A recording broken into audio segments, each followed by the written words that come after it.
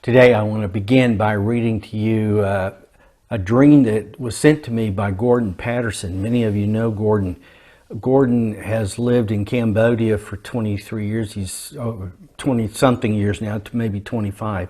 He's from Australia, but he's lived in northeast Cambodia for the last 20-plus years. And he's working with a number of tribal groups in that area. And anyway, Gordon's been following along with us and actually leading the way in many respects in terms of what's going on globally, in terms of listening to the Lord, moving with the Lord, training a people that he's with there to move with him. And they've seen a number of results in an area that's truly been an area that's been pirated in the past, one of the worst areas in the world in the late 1970s. But anyway, here's what Gordon wrote me about a dream. He says, was just listening to your Reset Diary, Entering Rest, Part 2. And he quotes what I said in that time. When I said what the Lord told me, very soon I'm going to turn things upside down and inside out. Gordon writes, in a similar vein, I had a vivid dream this last Monday morning. In the dream, I was at the base of a hill taking some micro measurements of water flow in a small trickle of a stream that was running over rocks. I was calculating what kind of microstructures would be needed to change the flow of the water. All of a sudden, a large crack appeared across the top of the hill face, and I realized the whole side of the hill was about to collapse in a landslide. In an instant, I was somehow transported across the face of the hill just before it collapsed.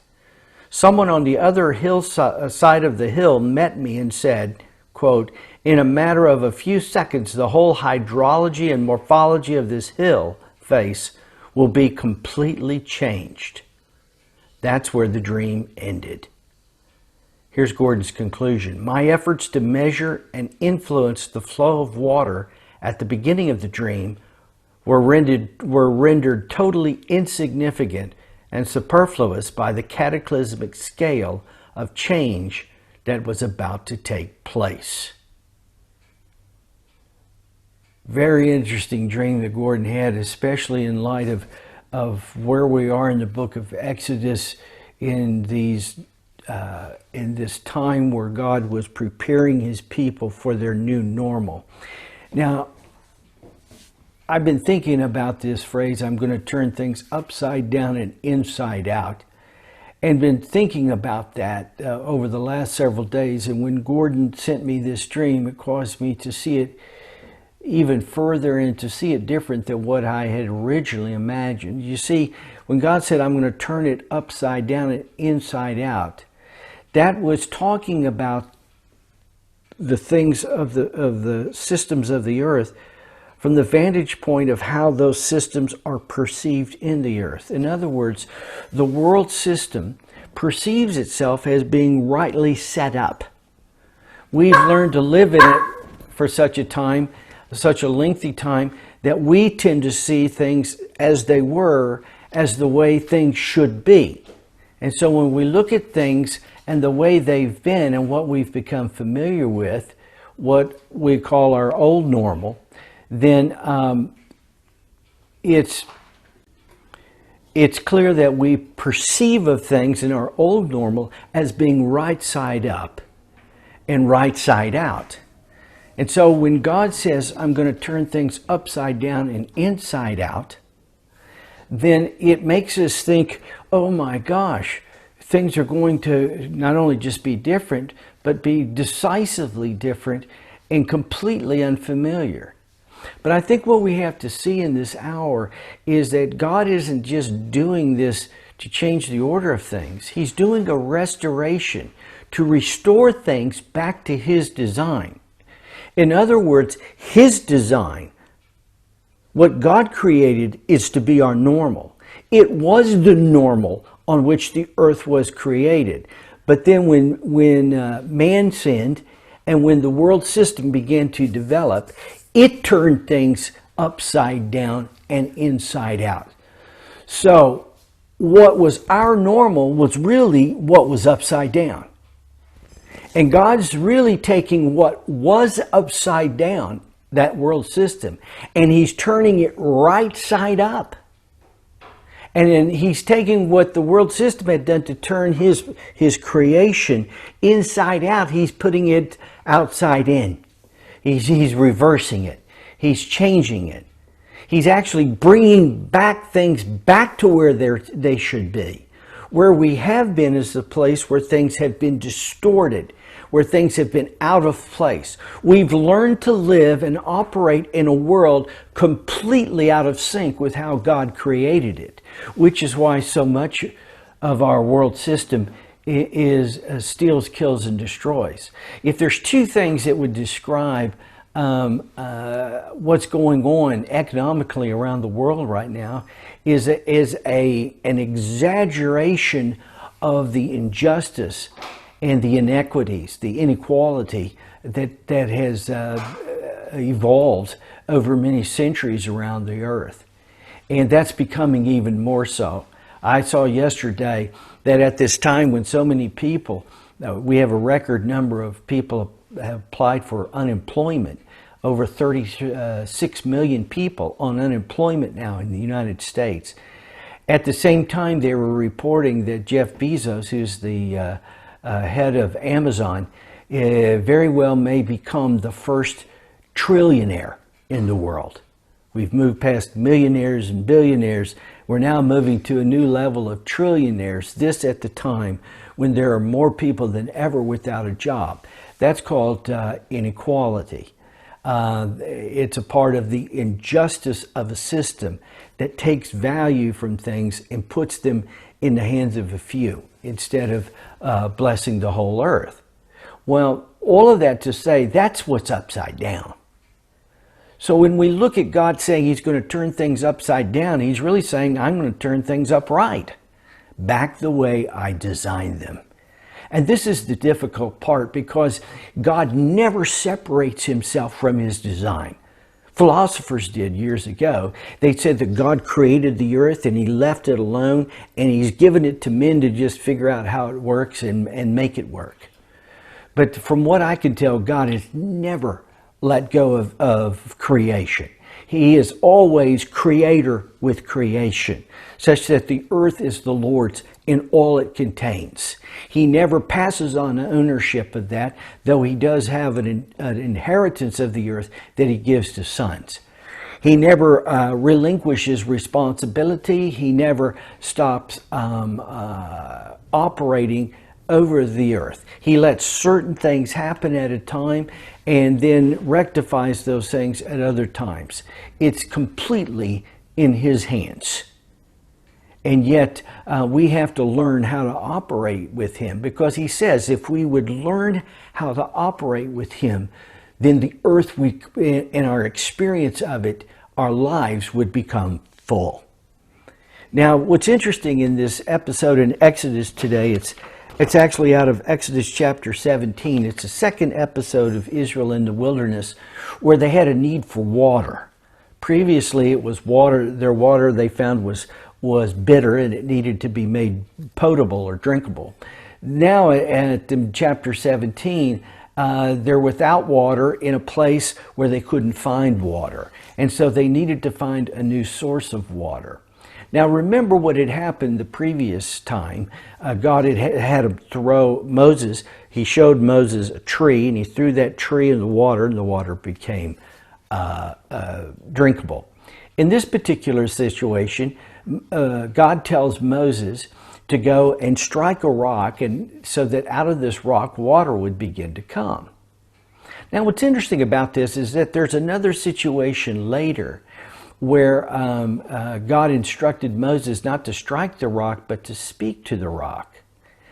And when Moses struck the rock out of anger, that's what caused him to not be able to enter the land of promise with Joshua, though he did enter it later. these episodes are very interesting because what you find is that each episode has some of the same elements, but in each one, God has his people do something slightly different than the way he had done it before. Why would God do that? Why would God tell us something one day and then tell us something different another day? Remember, that's what he did with manna. In manna, he told them for 6 days they were to gather the manna a certain way. They were only to keep a certain amount for their family. It would not last overnight. They weren't to keep it overnight or it would go bad. They were to gather too much or it would go bad. But then on the 6th day, in preparation for the 7th day, they were to gather twice as much. It would keep overnight. And so it was like for 6 days, it was one way. For a 7th day, it was completely different. Isn't that interesting? And then on the first day, it would revert back to the old structure. And it went like this for 40 years. Why would God do something like that? Why wouldn't he make it just all operate the same way? See, this is what philosophers have told us. That the earth has been, whether it's designed or randomly come into being, and everything stays the same all the time. But God doesn't do it that way. Why? Because he's creator and he's always involved with his creation. What God wants us to do is realize that creation is really just a bunch of pieces without him, fragments without him. But with him in the middle of it and us connected to him, everything in creation takes on a whole new level of value than it would have apart from him. God has designed it so that things don't just work without him. There are things that can work, and God's given us the opportunity to discover things. But in that discovery, what he wants us and he calls us to discover more than anything else is him. He is the point of the discovery. If we haven't discovered more of him and come into a greater connection with him, then all that we have are the fragments of whatever it is we found.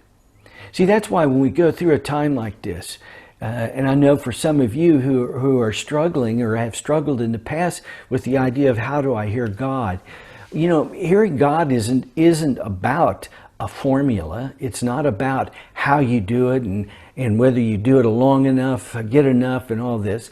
Each time you go through a situation like we're in with the COVID-19, it requires you to